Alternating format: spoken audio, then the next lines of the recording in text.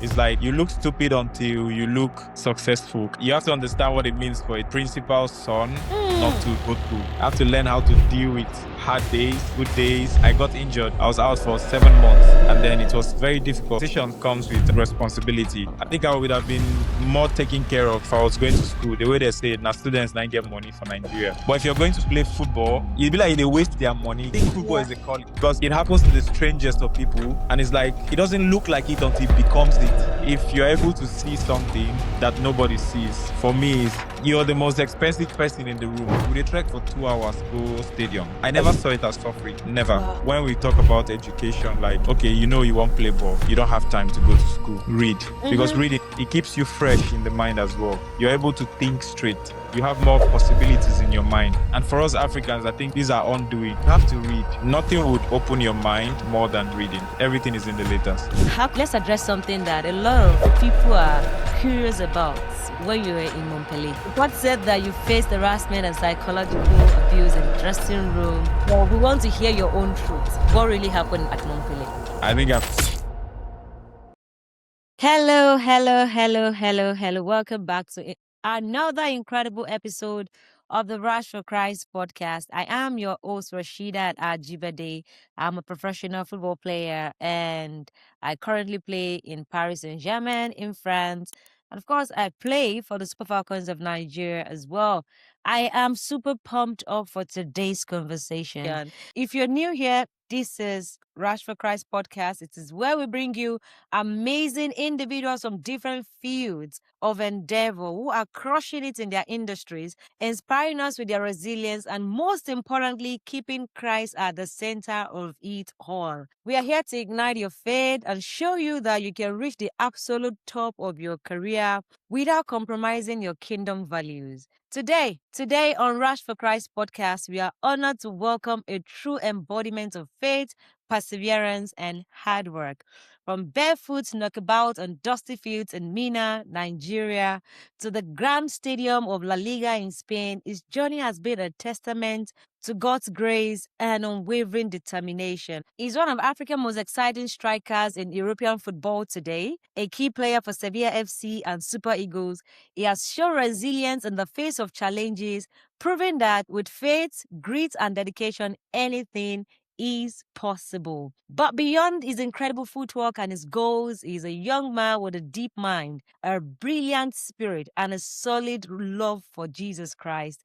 He is a man of humility, a role model, a passionate philanthropist, giving back to the next generation of young footballers in his community through the Akor Football Empowerment Scheme. Whether you're an athlete, a dreamer, or a believer looking for inspiration, you need to hear his story. Please make some massive noise and welcome the one and only Akor Adams to the podcast. Akor, welcome to the show. So how you doing? How's your Spanish going? ¿Cómo estás?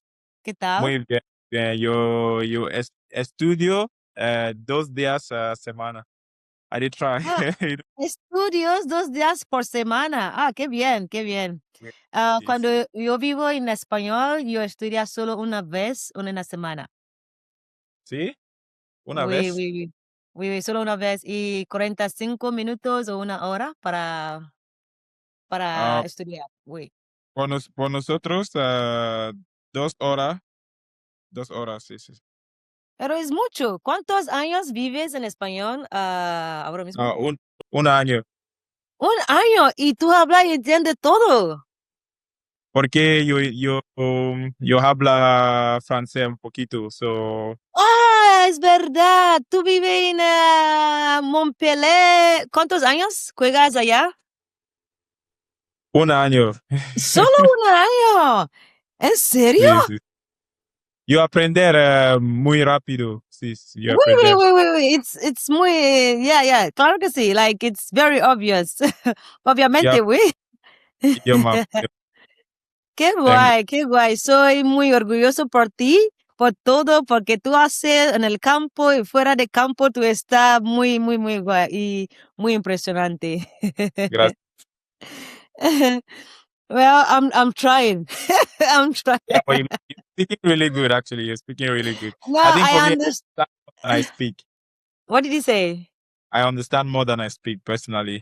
Yeah, I'm also in that category too. I understand more than I speak. I don't really speak. I speak basic. Like I can't speak the Inti, the conch Spanish, but I Oh, understand more. I understand more. I mean, and that's the most important thing. You just need to understand and be able to, at least the little communication when you're on the streets, when you're in the locker room, when you're yeah, trying yeah, to shop something, you can communicate with the people. That's just what you need yeah. to figure out but I'm so impressed that in 1 year, in only 1 year to learn French, and you understood a lot in no, well, don't worry, we'll dive deeper there because I am so impressed about when I listen to you, when I saw a whole lot of things about you. I'm like, no, I thought we have to get Akor on board. I mean, aside from Super Eagles, whatever, because when I was even looking at it from Super Eagles perspective, I said, I just love your game. I love to watch you guys. I Like, mean, even I know that you people don't watch us like that, but we're passionate about, the team and all, and we support you guys 100%. I watch highlights. You watch allies. So when we are playing in AFCON, you people don't follow up. It's not No, fair. we watch the national team, and then club side we watch highlights. Okay. That's fair enough. That's fair enough. I don't miss I any watch. La Liga. Most I of the love, La Liga.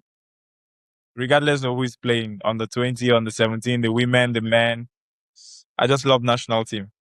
Thank you. That's the energy that we want. That's support for any category of the national team playing. Because for me, Yeah. it's also very dear to my heart. So even when they're playing, like when you guys are playing, let's say, for example, if I want to watch like European games now, I just think about if Spain, if there's any league right now in Spain, I think of where is Nigerian player.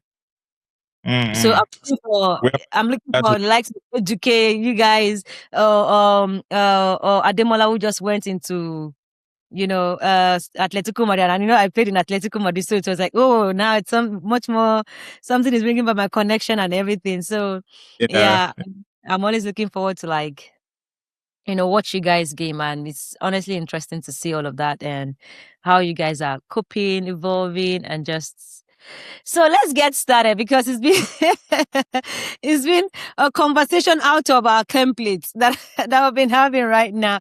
But yeah, we just have to flow as the spirit leads, as the conversation leads, and I just you're just an amazing personality. Your aura is just great, and that's why the moment you even come up is like we're flowing already. Yeah, so let's get started. Tell us your background. Growing up, who was that young Akor Adams? How was growing up for you? Yeah, I'm from a family of 8, 2 parents. My dad was a teacher, so we had to move a lot around Nigeria. We're born in Niger State. Sorry, we're born in Kogi State, and we had to move to Niger State when he was transferred around 2007, 2008. So I spent most of my growing up in Niger State. That's why I mostly relate to Minna than any other states in Nigeria. Mm. And I'm from a Christian home. My parents are Catholics, which they still are until till now. From very modest, humble background, which I'm very proud of. I'm very grateful for because I think most of what I am today is because of how we were shaped and brought Mm. up in my house. So yeah, I think this is mostly about my background. Wow. Okay. As you mentioned, you said your dad was a teacher. And I'm wondering, and I'm curious, was that what shaped the way you talk? The way your educational, background and all of that? Because when we hear you speak, when I hear you speak, I love the way you talk. So I'm like, what is your educational background? Like, did you go to university or it's just only college that you went to? My father was a teacher for Federal Government College, and which Okay. I would say, yes, private schools are very good, but Federal Government colleges are maybe the best in Nigeria. So out of my siblings, I was the only one that went to actually public school. So I went to Amide in Niger State, and then Okay. I came back to Federal Government College where I finished my high school. But no, I have not been to the university yet. I am planning to, but it's difficult to say if it because my dad was a teacher that we could speak English or we could talk the way we talk. And I'm kind of surprised when people say that, to be honest, and humbled as well because I know they count them. It's not something I think about. It's just normal. Yeah. My mom, because she was working in the library in school and she came back with book most of the time. And earlier on, she just liked people who speak English. She loves somebody who is eloquent. So it's like she will bring books, and if you're reading the books, it makes her happy. Or if you speak good English, how she reacts is she's so amazed by it. She's amazed by it. So I think maybe we took it from there. She made us study dictionaries and just random stuffs. Yeah. It's so evidence because it's not just that you speak English, you articulate your thought properly and you're eloquent. And it's one thing, even me, myself, that I've studied a little bit, I mean, I struggle to even articulate my words properly. But it's a different, thing when I see even men's player. There's like a kind of mindset where they say when you see Nigerians, African men talking, now you and we two of us know we did that street. Like how many of them can express themselves clearly? How many of them can speak good English? Yeah, but she was particular about it. She was particular in the sense that, okay, when I told them I was not going to further my studies, they were not happy about it. They were hurt and all of that. But she was particular that don't just be an ordinary football player because of like what he just said now. We're known for not being able to, we are known for not being educated. Let me put it that way. Yeah, So if exactly. you'll be able to walk into a room and still be able to speak and still be able to present and carry yourself. So the only way you can do that is by broadening your mind or learning things and reading. Reading, particularly for her, is the best way to sharpen your mind. She said, just don't be an ordinary football player. You will still go to try to get the degree and whatever, but be able to speak in any room you walk into. So that was her goal for me. Wow, that's powerful. And honestly, all I would say to your mom is may God bless her. May Amen. she long, long, long, more and more and more to eat the fruit of her labor. This is Amen. huge. You see that word, don't just be an ordinary player. That is one of those things that also inspired me to feel like I knew what it was for me growing up. I couldn't interact when it comes to English. Like even this English that I'm speaking is still Temu English. And I know that I'm doing my best. No, let's be realistic. I'm doing my best. But I wish I had that background. And it's not all kids have the opportunity to, where their parents are educated or where their parents are so passionate about education. A lot of families are passionate about education, but they don't instill that education on the kids. They only believe in what the kids can learn from school and, but not what they intentionally hacked on the kids. And it also just teach me about, as a parent, one has to be intentional about bringing up their kids. Yes. Yes. And also from what you've just said, it shows that your parents supported you all through your journey. Like they believed in your talent and they also believe in your academic prowess as well. Am I correct? Did you ever Yes, have like because a friction with your parents? Like, oh, yeah, why don't play football or go to school, stuff like that? Do you ever had that challenge? a lot actually. And it's not hearsay. It's not like okay, let's Rasheedat just has say dropped.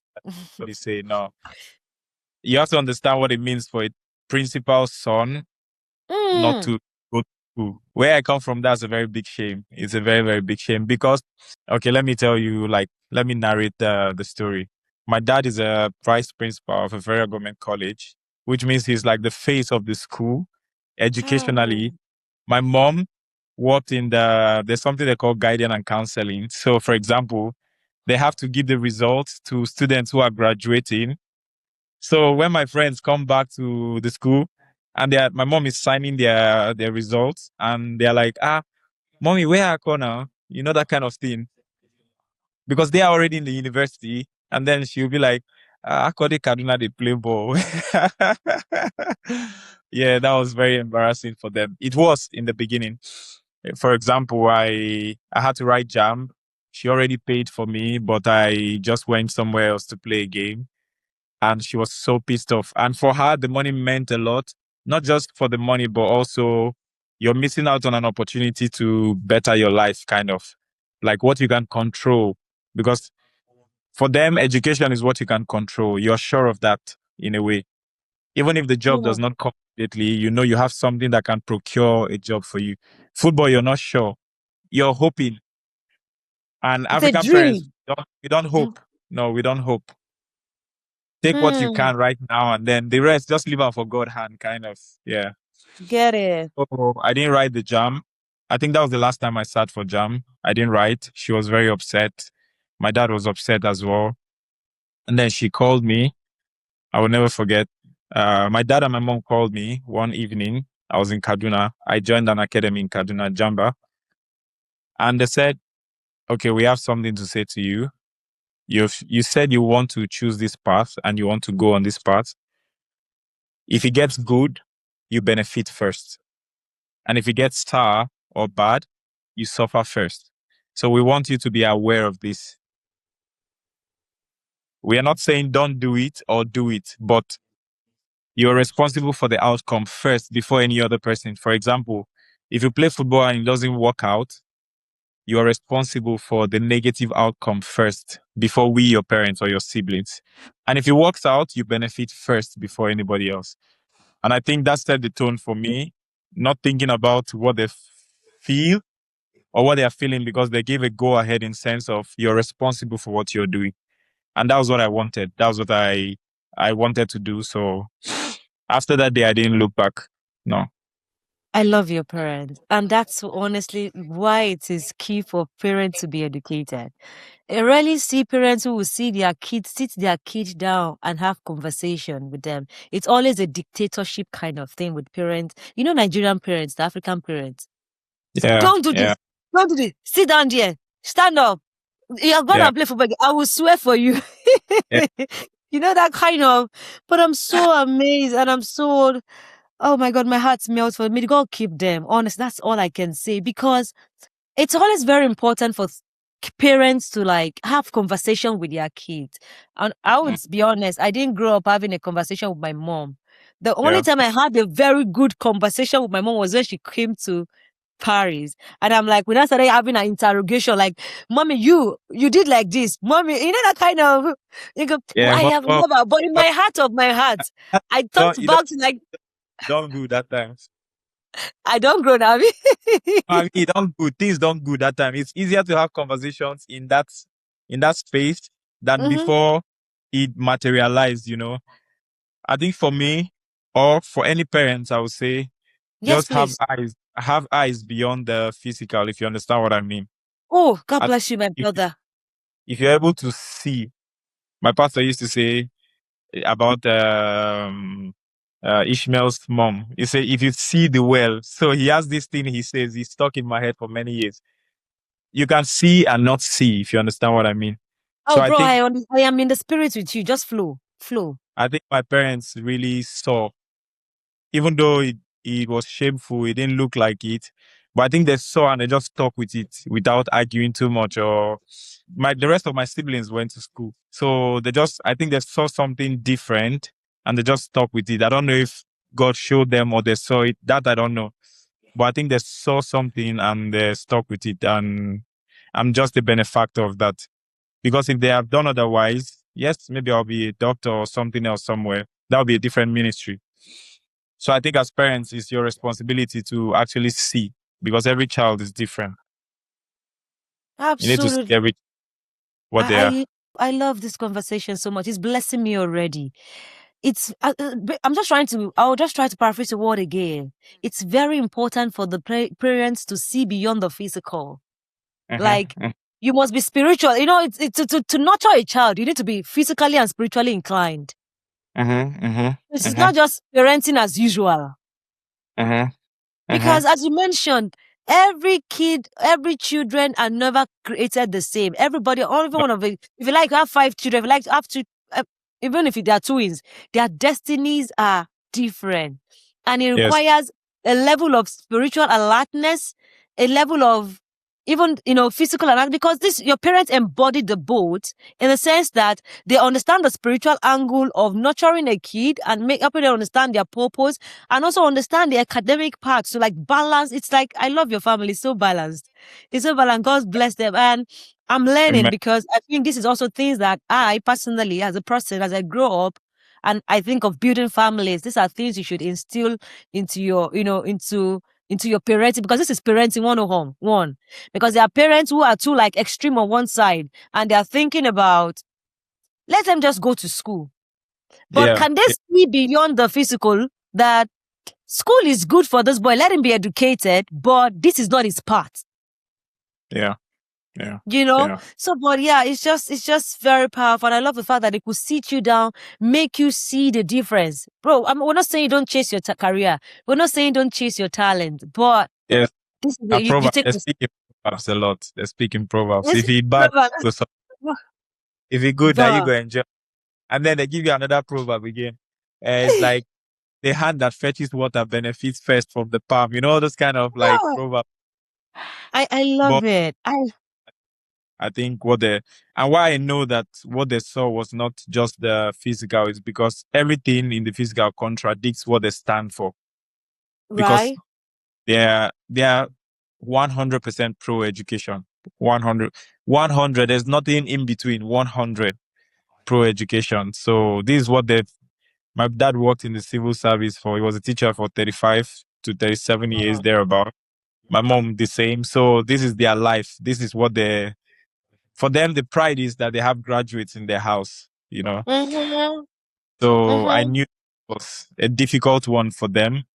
And if to say I know no book, kind of, it will be like, okay, yeah, just they go like that.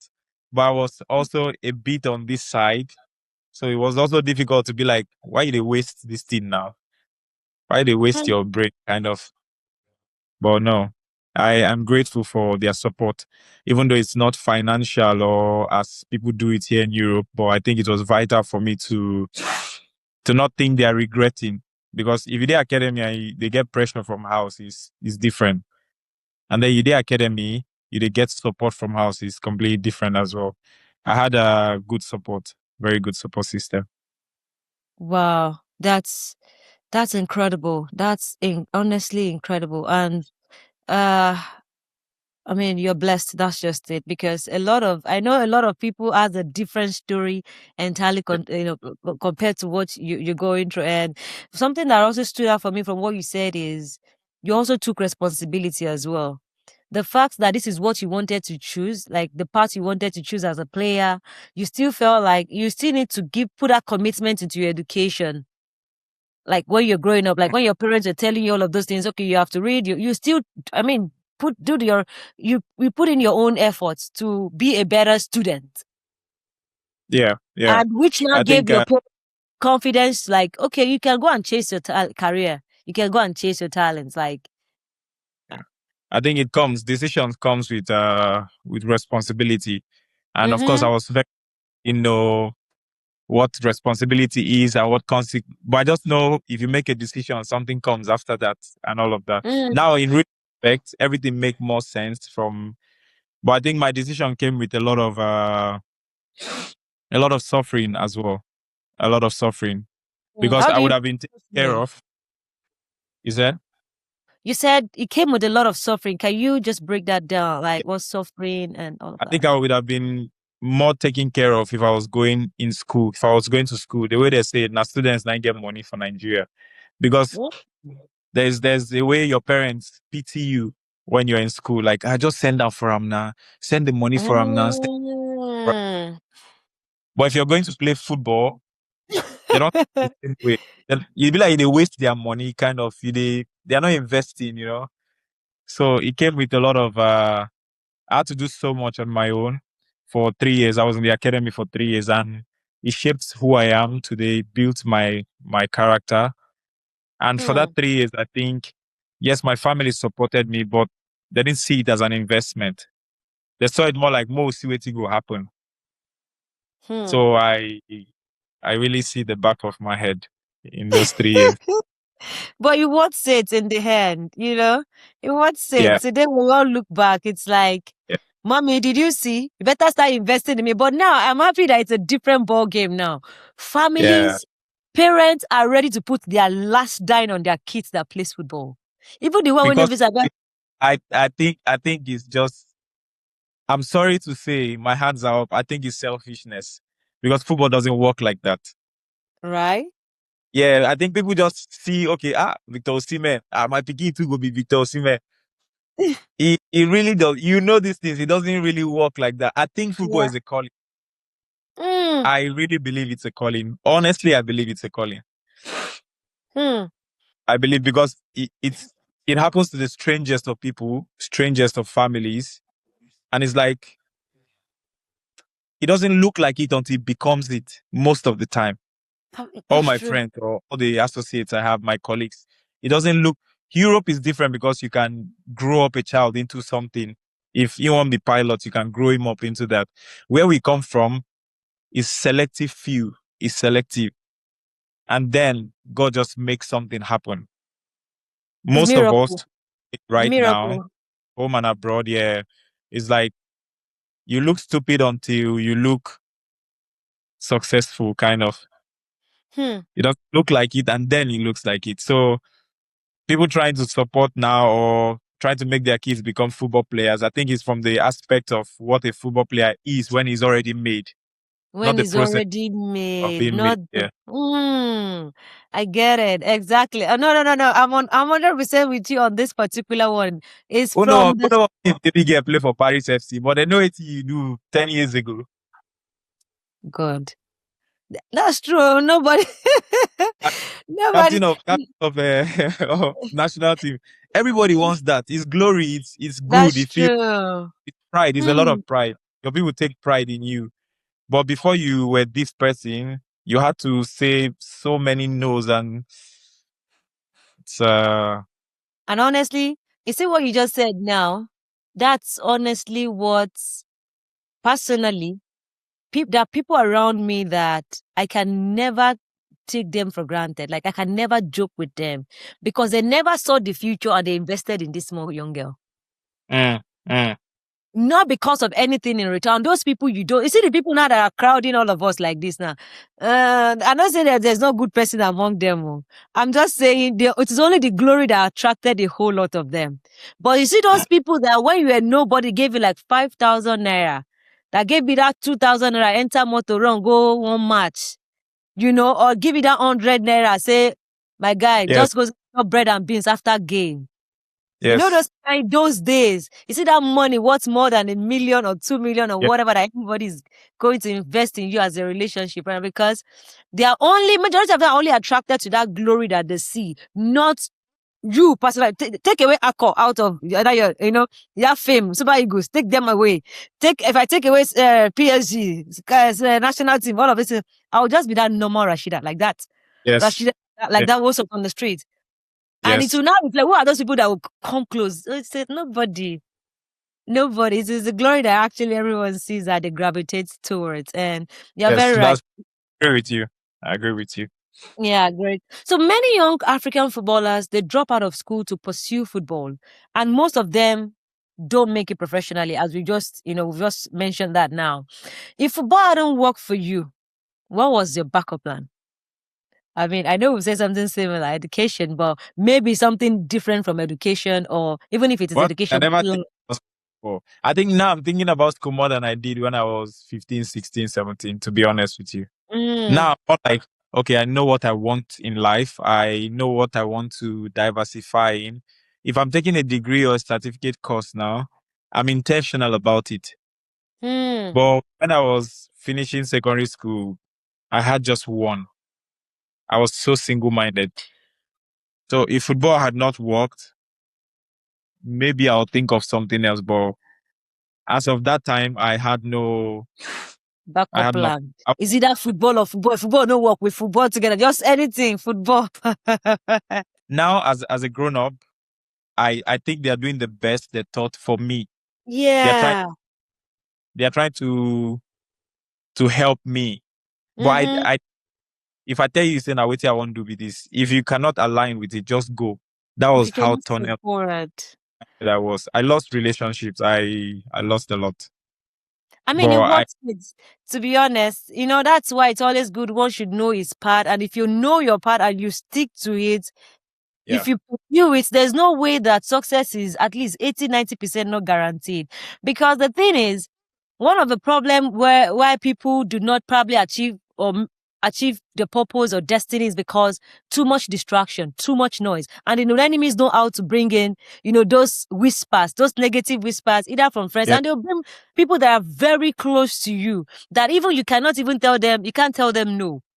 And it requires somebody with like foresight, like you are crystal clear about your goal, that this is what I want to do and that's what I'm going to do. It's not from a place of stubbornness, but you only see there's even something like a drive. There's a spirit, there's something pushing you to like, no, I know, yeah, say I go make them and I go make, I don't know yeah. I don't want to take drum, where I go take drum, but this one, I go make them and whenever that comes my way, you crush them.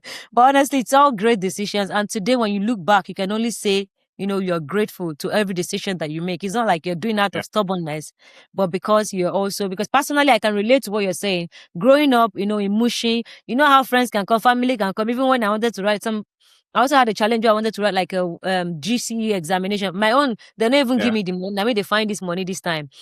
Somebody's like, that kind of thing, like, Like get them for side in case. bro, it was an hassle, but today we're grateful to God. Friends, distraction. There are friends that they don't really know their purpose, but they just want to drag you out of your own purpose. I Yes. barricade though. This is why I really thank God for faith, because I really Hmm. think it's like, for me, my most important word is hope. And hope is you cannot explain, you cannot exhaust it. But faith, to be able to see something that nobody else sees, I think it's priceless. It's priceless. It's priceless. The Bible says if we see, then what do we hope for?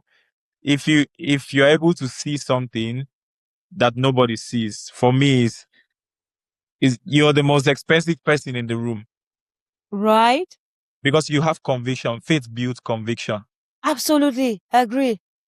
Faith builds conviction. You're doing it. There is value in it, but somebody else doesn't see it. We trek for 2 hours, go stadium. I never saw it as suffering. Never. Wow. For some of my teammates, it was suffering. I don't know, they suffer, die like this. Now, if you say I've been the suffer, but at that time, yeah, I suffer.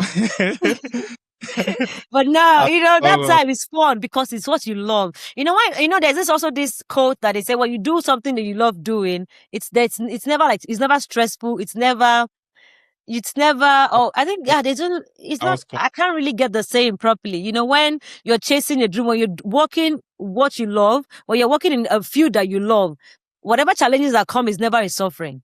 It's never a I was, challenge. I It's was, always something that just equipped you more and push I you was more. hunger. I was convinced beyond losing friendship. I was convinced beyond trekking. I was convinced beyond.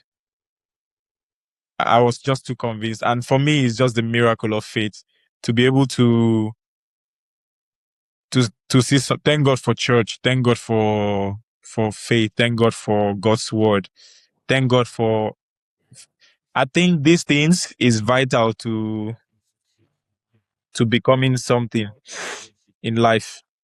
So, but now, based on your experience, what would your advice be to that young athletes about making sure that they get an education while pursuing their football dreams?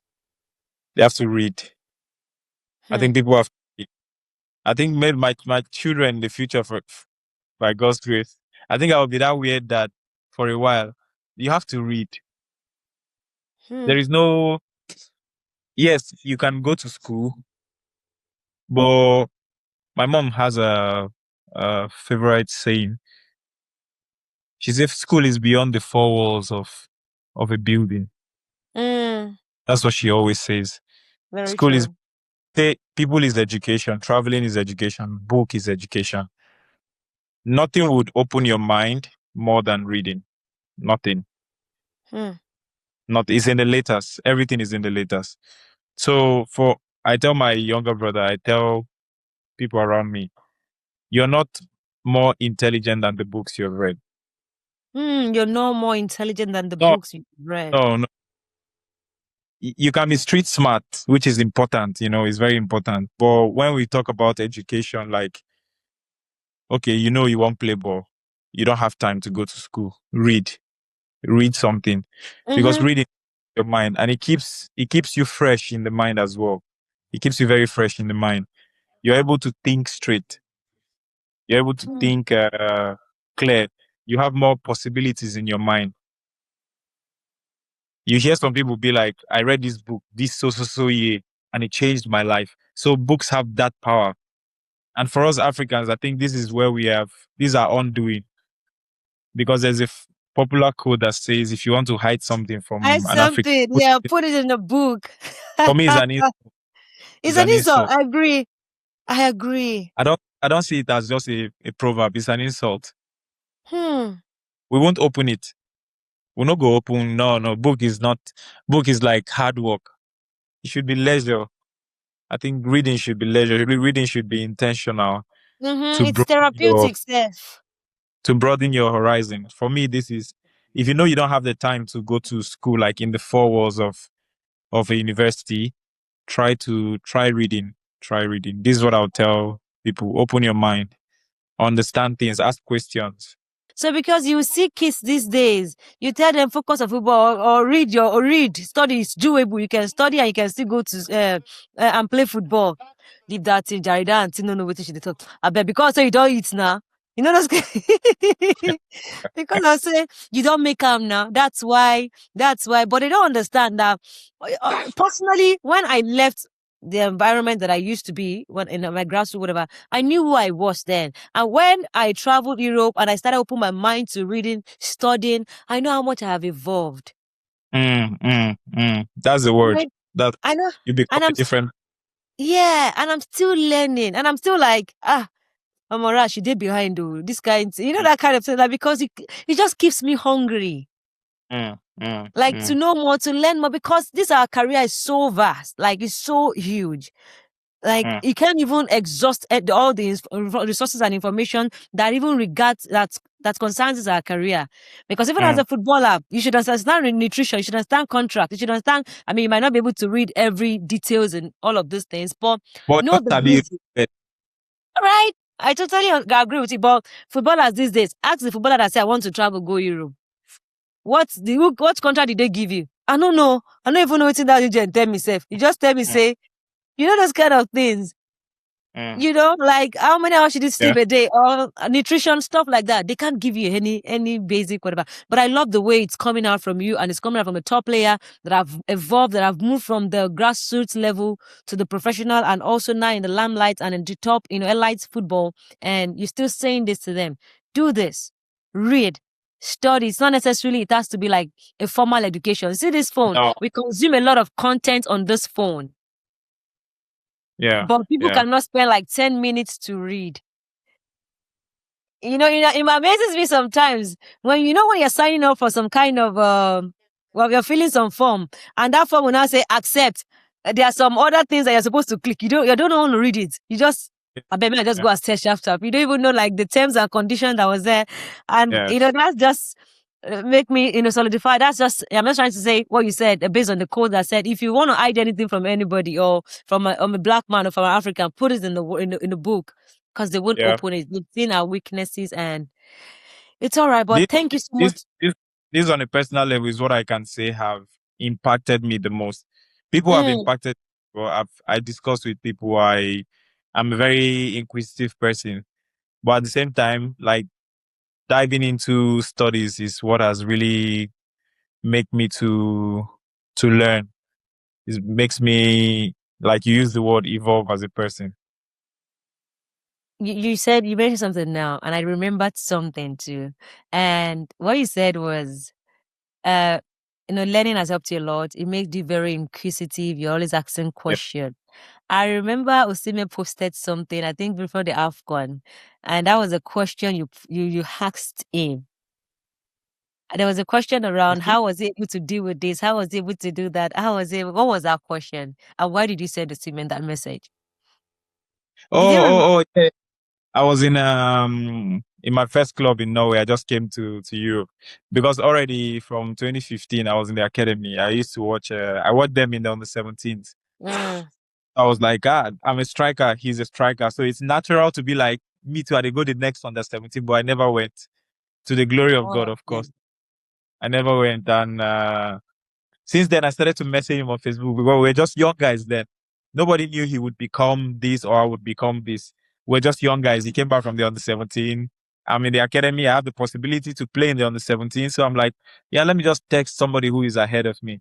So we text back and forth a little bit. He answered to my surprise at that time. And then I came to Norway.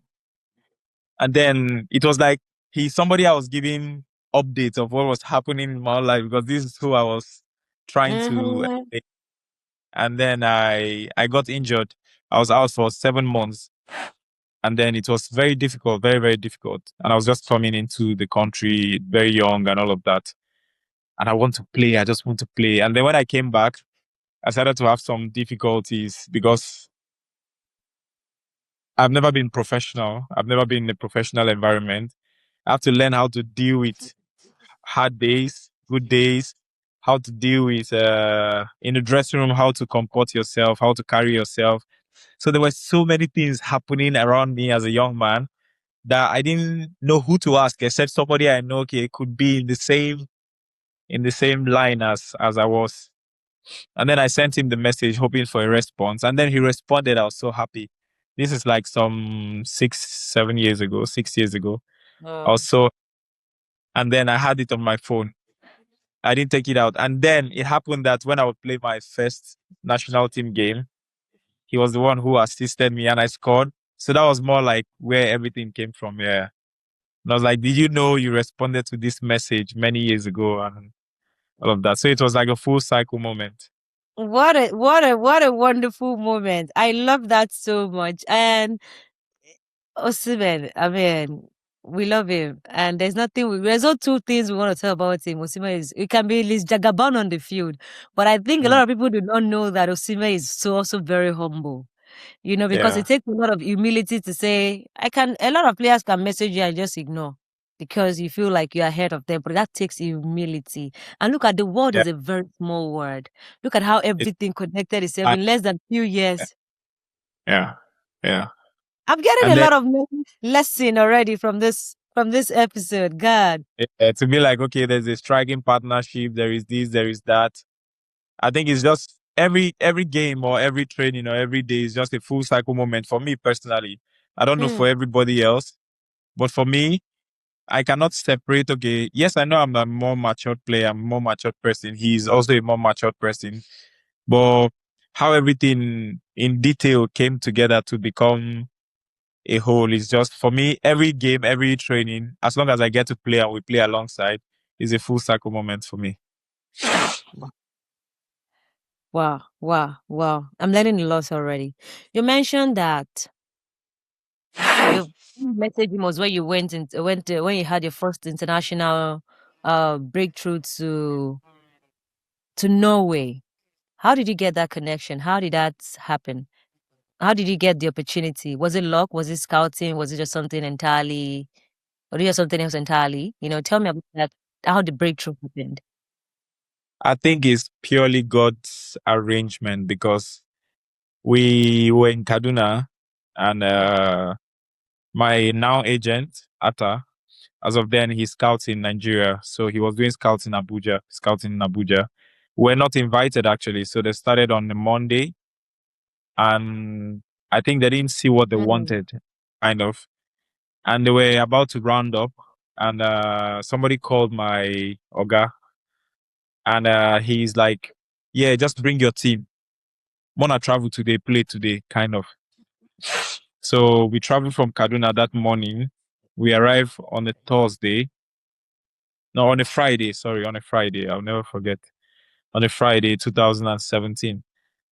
We arrived there on a Friday, October or November, one of those months. And then we had the trial for 30 minutes, 15 first half, 15 second half. Mm. Yeah. And after the trial, I was so bad in the game, like very bad. I scored 1 goal, 1 penalty. And they said, okay, let's do shootout. You know, God is powerful. God is great. Proud There's no doubt. There's no back and forth. Trial. For some strange reasons, I've been practicing, just practicing, honing my craft. Just like David, there is that day of appearing, I was honing my craft. So we're not judged by... Use a simple English so that somebody can really... the young player that would see this can relate. Okay, I just developed myself. I know you've read a lot, but please, take it pedal low a little bit. Okay. I was developing myself, okay, learning touches or learning mostly shooting. I was focused because I'm a striker, so striker specific. I was learning shoot different position with my ex-coach, Salim. May so rest in peace. So he was very specific about it. Like we were preparing for something, but we had nothing preparing for. Okay, after balls, just the shoot. Or if you come from this, you're a striker, so there's no need to explain to you. But to the people listening, I need to learn. You guys are like the basic for a striker is right to left, left to right. This is number one basic: right to left, left to right. So I kept doing it. How to strike the ball. And then that day, we're not judged by the game of 30 minutes. We're judged by the finishing we did. So when we did the finishing, it was already natural, thank God. And they were like, let me put it in broken, now small boy ain't go still grow, that kind of thing. This one a small boy. They now asked me, what's your name? I said, Jerome, can you speak English? I said, yes, very well. And they said, okay. Hey. And then I think 2 months after, I traveled in January. So 1 month after I traveled. Just like that. Why did they have to ask you if you can speak English? Because communication is important. Can you repeat that again? Please. Communication is important. If I won't call any language, but imagine I cannot interact in the language they understand, which makes it difficult for me and for them. Because if I come out and they're like, run like this, and I don't understand, or they're like, the time for food tomorrow is 6 a.m. and I don't understand. So that would take my adaptation time even longer. So that was, I think, I will never forget, that was the question he asked me. What's your name? Jerome Akor. Can you speak English? I said, yes. Very well. And he said, okay. That was all. I mean, there's a lot. Yeah? No, go ahead, please. I said, and then I came to Norway. Yeah. Wow. There's a lot of divine orchestration in all of it. There's a lot of preparation in the wilderness before all of those things happen. Yeah, why was it that it was you that your parents has been teaching, reading, studying, all of this, that they asked that can you speak English? Yeah. This is all of this. Else. No. They just said he's a young kid, he's gonna grow. But I was very slim, I was very skinny. He's a young kid, he's gonna grow. And then you speak good English? I said yes. And that was all. Wow. And I never spoke to any of them that I came to know it. I had no business with them. It's just amazing. Because also your journey. You said you played in the game, 30 minutes game.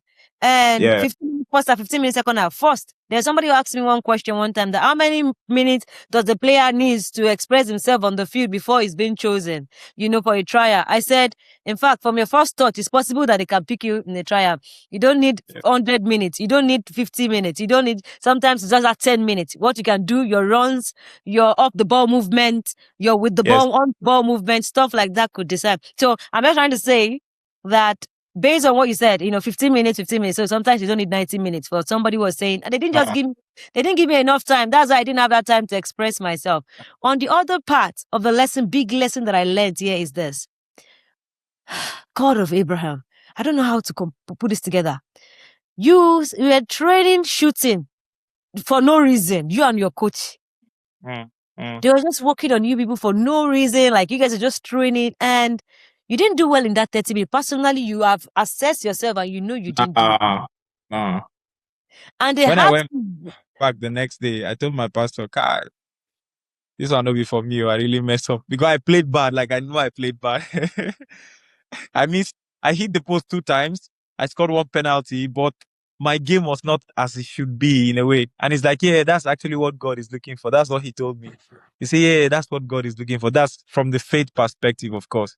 It's like that's what God is looking for. Now He's going to show Himself, kind of. But the whoa, finish I was love very that. good, very very good. My finish was that day was good. Honestly, was I good. mean, we can see the finishing. We could see the Yeah. finishing on the top level. But No, now it's different. That day was good. For that level, that day was good. bro, you know, people don't believe in miracles. People don't believe I that do. there I is do. there is God factor in everything that we do. We I, think it's I our energy, our strength, all that we know how to do. Very important, we must put in those works. You were also doing finishing now. You were working. You're putting in those work. You were training. But imagine the first attempt, there was no, when you first play for the first 30 minutes game, you didn't play well. They had to no. invent something that God really wants to And the use. So not no strangely they don't do that in scouting. They don't exactly, do I'm surprised. How would they do finishing for scouting? Like, now two aside. they don't. Scouting they don't. Is it strange? Till today he doesn't do it. You know the do. I have no idea because I strongly believe the race of life is not to the swift. I strongly with all my heart because they had been scouting for 5 days, 4 days. We came on the last day. They were packing up like we don't finish, more they go. They were packing up here. So I think it was just orchestrated. It's God's hand. That's all I can say to that. Indeed. Indeed, it is God, and I'm learning a whole lot from your personal experience because it just shows that when God is ready for you, you don't have to be. It's not going to be by your effort. It's not going to be what you know how to do. Yeah. But another lesson again is in your waiting season, keep working. In your Yeah. waiting season, keep sharpening the edge. Yes. Prepare. Yes. Ah, God. Somebody Prepare told me every prayer that you are praying for. Imagine you people have not been working on that finishing and all of that. nah, that day is gone. It's past. And that could God, be a circle in time that has gone. God bless you, That my could be brother. My that could God. be. Oh my Somebody goodness. he said preparation is for you. Opportunities is a mystery. That's why we pray for favor, we pray for God's grace, but we try to want to control the opportunity than the preparedness. Preparation is my own job. That's my job. Grace not a cover preparation in that Mm, sense.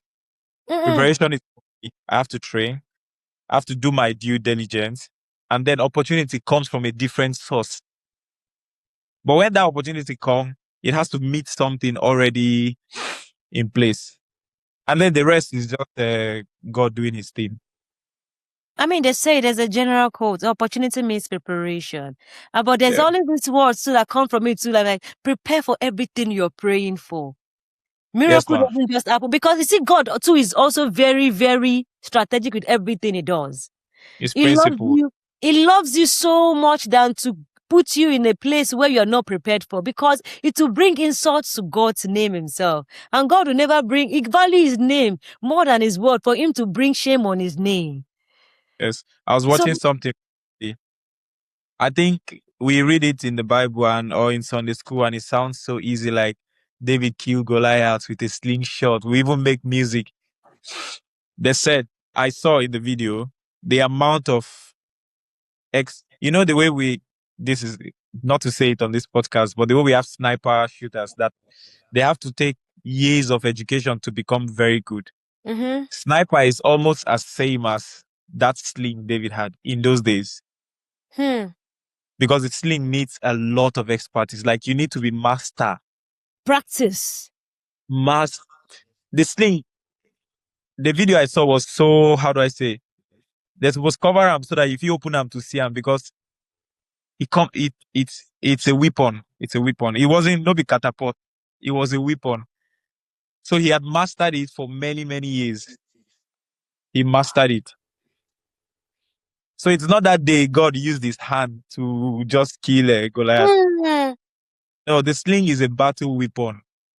No be catapult for small children. It's a battle weapon. That's But deep.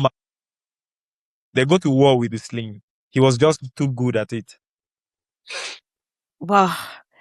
Oh my goodness. You can't underestimate the power of preparation. And it's just some people would honestly, you can't just underestimate it. Preparation is key. I'm happy that we're having this conversation. So you mentioned that your agents, your noun agents, you already know the saga, a lot of things happening in Nigeria with agents, players, agents, and all of that.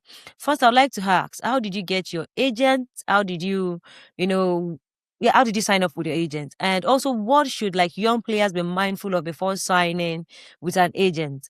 And I would also like to know if you've had any bad experience with any agent before. I think I'm very fortunate, to be honest. I'm blessed that the first time I had to do anything in terms of, international or football is the first time I succeeded. And it's like one shot, one success, and that's all till today. Wow. So, but I know the stories of other of my colleagues or friends. For me, at that time, Atta was the best person for me at that time because he cannot scout me, and then I didn't know so much. He brought me up in this game. So it was only just perfect that this is my man till today and all of that. But I think things to look out for is you have to be the priority because you are the center of everything as the player. You have to be the priority. Yeah, you have to be a positive way, of course. You have to be prioritized and you have a decision to make regardless of your age. It's your career. You have a decision to make. Okay, can't go here. No. Boss, I don't think say this place is good for me. He has to listen. You cannot be coerced. Coerced means, nobody will force you. Nobody can force you to do things. So these are, I think, the basic things the owner of the academy tried to tell me before I left. And it worked for me. But I think people who get mixed up with wrong agents, because there are a lot of them. I've been reading some things happening in Nigeria recently now. Mm-hmm. We are easy to be exploited, We're easy to be exploited. If the agents seem too desperate, something is wrong. If the agents seem too desperate, something is wrong. Very too late. There's a sense of urgency that is different. Like if transfer window they come now, and my agent is like, you need to make decision or you need to. That's different. But if it's like, if you don't take it, just forget about it. Then waiting they happen. Clear. And then imagine somebody who is coming from that has not been a professional. They start to put this pressure of, okay, you need to don't go back, don't call your mom now, don't do like this now, don't. Something is wrong. He has to be transparent because if he wants the best for you, scared of your parents as well, or scared of the people you trust. So if he's too desperate, then if he's desperate, something is wrong. If you have to pay, something is wrong. You can't pay for a club to bring you. Impossible. No. Impossible. Because you're the center of everything. You can't pay for a club to bring you. If you're already established player, let's say you can pay your flight. You can do your visa. As I did, I do my kind of hair. But if you're just a young player coming up, the club knows you don't have it. They know you don't have it. If they want you, they can. This thing. Clubs, they feel can't carry you from your father's house where you did. Yeah. So no. Yeah. Thank you so much for putting that. That's like 5 points you just noted there. Before signing, any young player that would see this video, watch all of this. Prioritize yourself in a good way, in a positive way, as you mentioned. Yeah. So we could put a balance there. You must, you have a decision to make. And if the agent is desperate, watch out for those Red, signs. And if it's just transparent, watch out for that sign as well. And if you have to pay, watch out for those signs. So those red things, flag. Anything those we are join money come from Nigeria, red flag. Oh, red flags you should look out for. Payment, transparency, desperation of the agent, and decision making priority. So powerful. Thank you very much. So Akor, you missed much of 2020 season due to injury. You mentioned also in when you in like few minutes ago.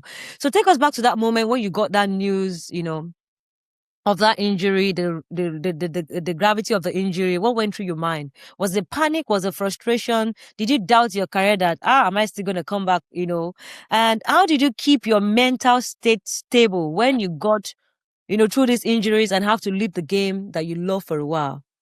I knew from preseason, because in Norway, you have preseason for 3 months and then have the season and then you are off for December. So from preseason, I knew I was feeling something, but I was like, now my season be this. They gave me the number 10. I was like the franchise player. So I'm like, this is my year. Like this year, because I was in the second division, I was like, okay, I was normal mathematics, which we do. If I play this year, are they sure, say I will kill them this year, and then the next year I go the first league and I'm out from Norway? Because my calculation was 2-3 years maximum in Norway to learn how to be professional. That's all I think that's all I needed. But God had other plans, of course. But for me, what I think I needed was, I just need to learn how to be a professional and I'm gone. As I play, but I don't go. But no, that was not God's plan. So it was it was the Corona period, right? It was 3 days before the first game of the season. I got injured. So I was done with preseason. Everything was good. It's like if because in the second division, the club was the big club in the second division. So number 10, they shacked me like this. I had everything working for me. I was going to play. The table was set. When the doctor told me, I didn't understand completely what it meant, because I never hear that kind of thing before. Like, what do you mean, Lumumba, whatever? I'm like, am I not too young for this? He say, no, it's because you're young that this is happening.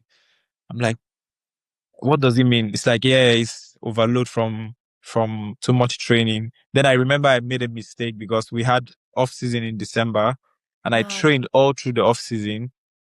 Came into the preseason for 3 months. And then cross training. Yeah, Norway with a trainer. 3 months. And then I started to play 2019. I went to the World Cup. So another like 2 weeks of preseason before the World Cup. And then we played the World Cup, came back to play. So a lot was, and I didn't understand restitution or how to recover, what to eat. I didn't know these things a lot. So I got injured. He told me I went back home. I cried, actually. I cried. I isolated myself a lot. The coach came to my house. He spoke with me and all of that. I called my parents. I told them the situation. My mom was panicking a lot.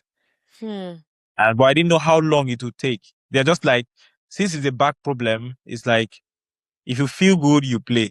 But we don't know when you would feel good. Don't know. I think for almost 3 months, I was only biking. I couldn't do anything. Because the pain was just there. It's stuck there. I struggled mentally, with my faith, with everything. I was just there. I was numb, kind of. The first few months were okay because I was still a bit fresh. And then when it started to, on a normal day, I would be good. On the match day, I would be so I like match die like this. I'll be so sad. Training days, I don't care. It's no problem. But if the match day, I come in the dressing room, the players go out. After the game, they come in, we win, they celebrate. That few minutes from the stadium to my house, I think was the saddest I felt in that period. And it happened almost every other week because we play home games every other week. And this went on for 7 months. I think I got injured in May. I didn't feature again until November, I think, thereabout. November was when I played, I think, 2 games before the end of the season. So that was a very, very difficult time. Very difficult. The lumbar pain. I mean, okay, and that's my question. How were you able to deal with this? How did you keep your mental state stable? How did you overcome this whole thing when it happened? I think I had to grow. I had to grow up because I felt unstoppable. I'm young, I'm strong. I'm not supposed to wound, all those kind of things. This is what we came up with from Nigeria. So I had to start to I made friends with some families there. And it's like the best things can happen in the worst times as well. They're Mm. really good people with me. Really, I would never have met them if not for the injury because it's strategic. Somebody came from Spain. He was a physio. So somebody told him about me, and then he took me to that house, and that house became like a hope for me all my stay there. So those people in that place helped me a lot, or else I would have been I would have sunk really, really. So the family became my family. I was always there. They were in my place. We're doing things together. So I had a home away from home. Mm. That helped me a lot, a lot. And they are Christian family as well. So it was Mm. a very good thing for me in that period. I'm just smiling. You know why I'm smiling? Because your experience is kind of similar to mine. And when you also mentioned about the lumbar, only somebody who has had a lumbar pain can relate. And because I've been there, and God also just helped me from like 2 months ago or 1 month Wow. ago, and I'm just smiling. That I'm also Wow. still playing. Like I can't sit for long. You can see I've been moving a little Yeah. bit, Yeah. but I'm just grateful to God. It also happened to me WAFCON 20. This last WAFCON we played. Yeah. Just small movement. Bam. L4 position, the lumbar, whatever, compressing against the nerve. You cannot walk. Even when you try to walk, you cannot sit. When you sit, you cannot stand for so long. When you stand, you cannot run. When Huh. you can't even run. You are okay today, like 10, maybe one But day. nobody can What did you say? but nobody can fix it. For me, if person will fix up, then we go fix it for me. Bro, that You is just it. put All you need to do is rest. yes. All you need to do is see the first part of it. You cannot even carry some weight. Like say me, you just carry No. weight like this, move some kind. They will tell you can't do it. Just breathe. Maximum bike. Yeah. Some days I pray to just get through the session. I pray to just get through. I remember I scored a goal and my eyes was so red. My mom asked me, why your eye dey? I said, they can't pain why they like this. Yeah. I was taking pill. I got so addicted to it. I was taking two, 3 diclofenac before the game, and I would take after the game. I would take pill like this. I would take pill. I can't do nothing. After training, I can't do nothing. It's finished for me for the day. Bro, It's finished. it For the day, was it's a finished. it was a struggle. I didn't know Yeah. that I was going to go to WAFCON, but I kept holding one word for God. And it was even the time where my contract has ended with Atleti. I said I'm not renewing, so I've already made decision. And I can't Mm, go back to my decision. But I mm. give glory to God because His word held me. And I'll Yes, do it yes. like because I'm like, I can't explain at home what I was going through. The only thing I wasn't playing, but they cannot relate to my pain. They don't Yeah. understand. No, Because no, they no. don't want to put them under pressure. Mama now, they go say, Yeah. hey, my kid. Those kind of, They and I think don't it's want to not give. back pain. Which side of your back they pain you? They think it's normal back pain. It's not. No, it's not normal back pain. No. I had the thing for like almost 3 months that I was, sometimes I will be in. I play 15 minutes, 20 minutes. I can't the next day like this. I will be worse. Like, I think I It's have like to. an injection. Thing is piercing. Yeah. The last Yeah. final thing we're able to do was now to take like an injection into the back. Even what's it I called? The specialist have to say the only thing you can do is there's no solution to things like this. Either you take injection, even if you take injection, it's not a lasting solution because generally almost 2 years. 90%. Yeah. Some people say 6 months. Yeah. Like they say almost 99% of people working on earth has back issue. Like, it's just the thing. It's just until when your own now overload, then your own will start surfacing. But if it's not overload, I took it 2020 24 January. It didn't bro, stop. It didn't. I just learned how to, like, I got my core. manage. Yeah. I got my core very strong. I got my hip strong. So I took all the load from the back. And then if I play like many games in a row, it starts again. Or if I play on a bad pitch, mostly on the bad pitch, it starts On the again. back page. And this is So another thing, because that's why sometimes in Africa we don't understand some of these things. I mean, I don't just drag them because it's no pitch day, problem. so Because important. your body don't scatter before you even come up for this country.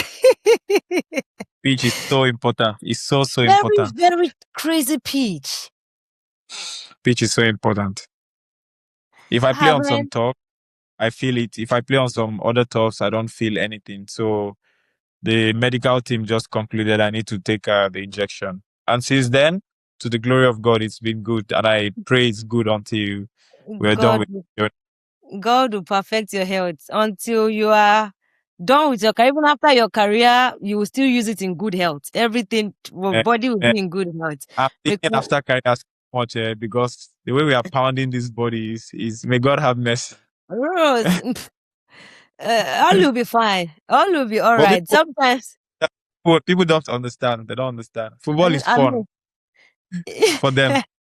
it is fun at your own expense. It's like, those boxers, how they used to punch them. So I'm like, my God, how will somebody just stand like this and punching each other? Like, what kind of, It's the same we're doing, just in a different way. in a different way?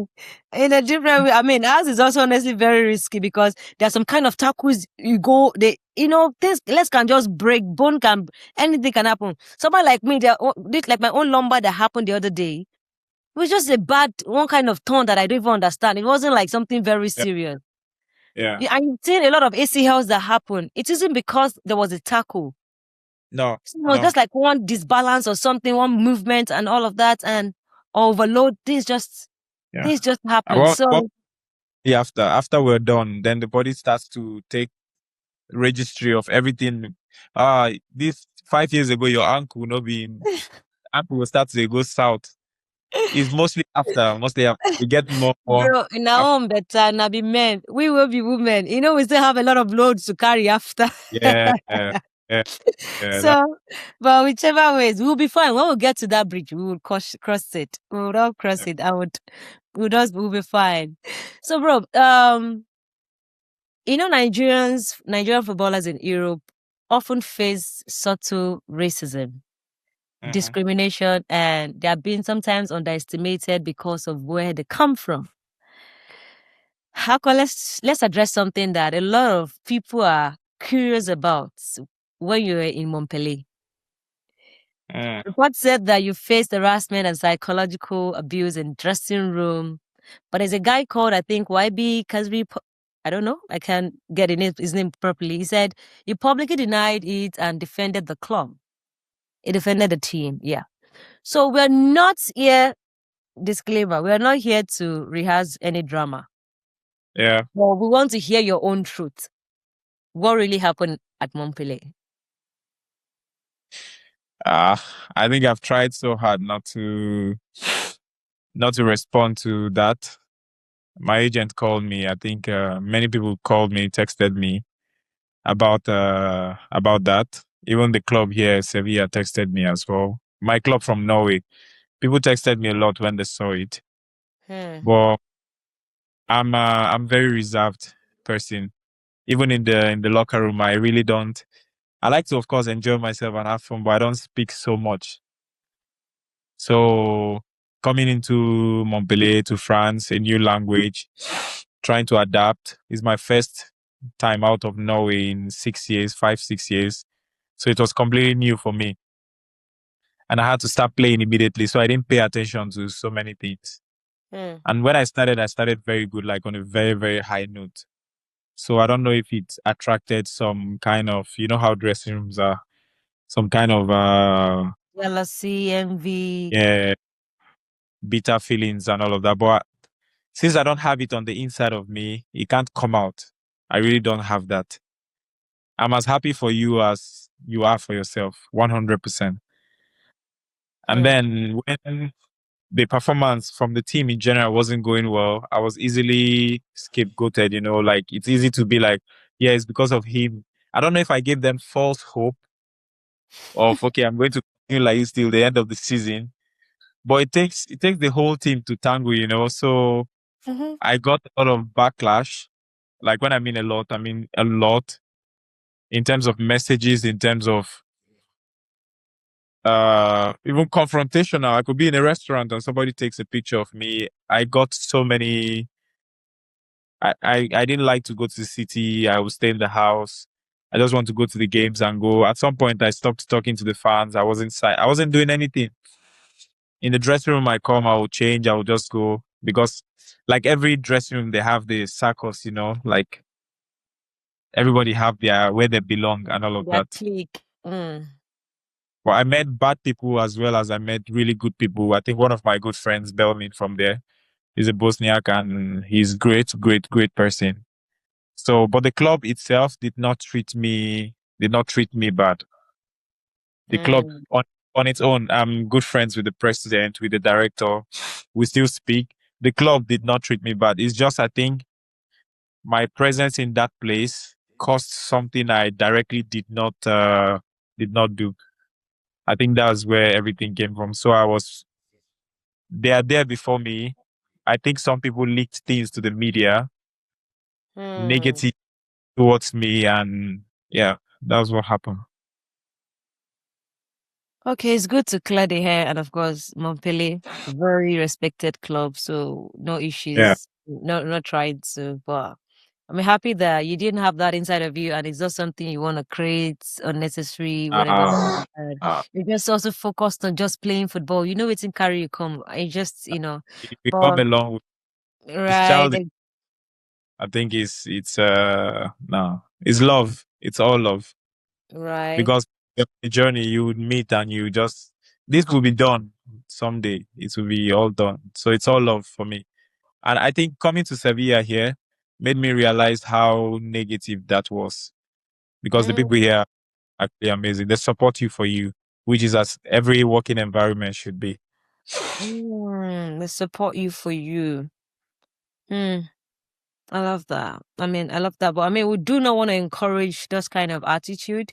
Those kind of attitude are not supposed to be found in football because as a player, we're doing our best to bring smiles on the fans' face. Even first, for us, Yeah. we're doing what we love to make ourselves happy, our family happy, to make the club that has employed us happy. Yeah. And ultimately the fans as well. So nobody wants to go to the pitch and mess up. Nobody can No. go to the pitch and just everybody want to be a superstar on that pitch. So if it's not just a good day, it's not a yardstick for fans or people out there to say some trash things to players or to act Yeah. negatively. If fans even act it, but what is happening in the locker room, it's not even acceptable as well. You shouldn't even get into the locker room. I would do not. Is worse if I'm being honest. If fans are doing it, it's not a problem. It's worse. And I think it's a funny story that as long as I stayed there, I was still finishing as the top scorer on the chart, and I was still the one who is criticized the most. So I just knew that was not adding up. So I just forget about it. I knew it was not adding up. There's something. It has to be somebody who is not satisfied in himself, or who is not enough in himself to make people feel small. So you feel great. You're not great. No, you're not great. You have to make somebody else feel small so you feel great. You're not. You have to make somebody else feel small for you to feel great. Yeah. You've really read a lot. Like your your aura, Wow. your mental prowess, everything is even spirituality because there's some words you were using. I'm like, bro, just flow. I'm in the spirit with you. We move. We move. So, as a footballer, how do you mentally deal with like losing a game? What keeps you going when the result doesn't go your way? How do you deal with a missed opportunity? on the field of play? First, I am incredibly passionate. Maybe not Mm. as physical and all of that, or like physical, but I'm incredibly passionate. This is what I live for. Yes, I live for Christ primarily, but in terms of occupation, this is what I live for. This is what I've lived for since I was 10, 11, 12. It's competitive. Scoring is what I have to do. So it's embedded in my memory. I'm a bit better now, but I used to be even worse, even worse. If I miss a chance that I know could be a goal and help the team, because I assume the responsibility of carrying the team. Mm. This is how I see it. And with responsibility comes, you have to just be serious. So I feel if I don't score, I let the team down. That's collectively. And for me, if I don't score, I have the feeling that I could have played a good game, but it's not a good game because it doesn't count for me. Mm. I feel the game counts for me by goals, but I try to be positive as well. Like one of my mentors have told me, it's an all-round game. There are games Mm. you make impact on the defensive note. There are games you make impact on the energy you bring to the team. Mm. So if I lose a game, I am sad. I'm very, very sad if I'm being honest. I'm very sad if I'm being honest. But at the same time, in the season, it's a marathon. It's a marathon. So I try to, yes, go through the game again, see what I did well, what I did wrong, every game, analyze and learn from what I need to learn and just refocus on the next one. When a competition, for example, like in the AFCON, it hurts more because you have just one shot. That's Mm-hmm. the it lingers more. It lingers more. In the season, you want to win as much games as possible, but you know the next one is gonna come. So you stay positive as much as possible. Mhm. I agree with you. I agree. But very important thing, as your mentor said, it's a round game. Yeah. And there's always a positive. Sometimes you might not be contributing with goals as a striker, but your energy that you bring in, the fight, the drive that you bring in on that pitch, your persona, your personality that you bring it on that pitch, your encouragement, there's always something more you're bringing in. So sometimes might even be your defensive work Yeah. that Yeah. you're bringing on that pitch. I mean, I don't want to mention name, and you know some of these players are Yeah. they come Yeah. to the pitch. If we not see go, we go not say you go fight. Yeah. You Yeah. know, like you go scatter, like you go hustle, you know, that kind of thing. So there are like players like that, and it's always like a win. Yeah. Yeah. You know what I I mean? had It's like, oh, sorry, go psychologist ahead. in I had a psychologist where I know that we are very. It's more easier to be negative than positive. I learned it from her From when your I side, came to the you learned this from your yeah side. Okay. yeah. It's like she asked, "How was the game?" Hmm. And then if I just say, okay, when I just hit the bot like this, negative, negative, negative, negative, negative, and she'll be like, okay, stop. How was the game without the bot? Hmm. I think then I start to think about the game actually. So we did this for like a year, until I got into like the positive flow kind of. So she'll be like, okay, how was the game? I was good at this. I was good at this. I was good at this. I was good at this. But when we started, how was the game? I scored, but did you see the chance? Did you see this? So my focus was so much on what I could have done than what I actually did.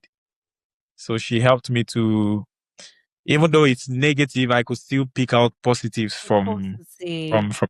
Yeah, and this same principle applies to everything around us, everything about life. That there is always a positive in every negative. You you you said something when we're talking about when you had your injury. You made a statement. You said best thing that happened. That there's some best thing happened sometimes in the worst time and Yeah. worst way. That sometimes if some situation doesn't happen, you wouldn't even see the good of some. No, You won't know the value of some things. no, no, no.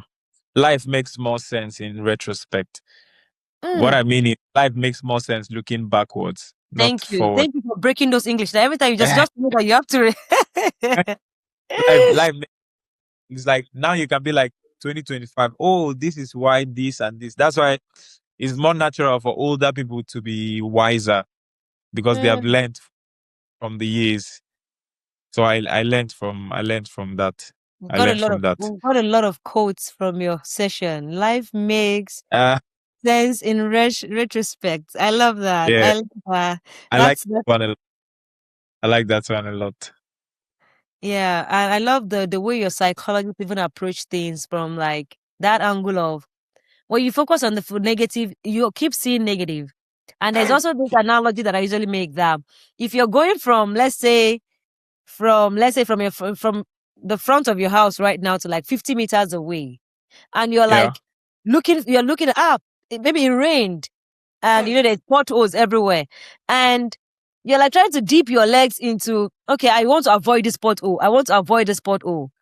If you keep focusing on, let me just take my leg off this pothole, you always see potholes. You won't see the playing ground that you're supposed to walk on. You'll be using your eye to find pothole up and down. Is there pothole? Yes. Yeah, is there pothole? Yeah. Meanwhile, it's just, Yes. I just love the way, there's a shift, or it's a mindset shift. Whatever To, you focus on, magnifies. can you say it again, please? Whatever you focus on, it magnifies. Whatever you Magnifies. Whatever you focus on magnifies. I love that.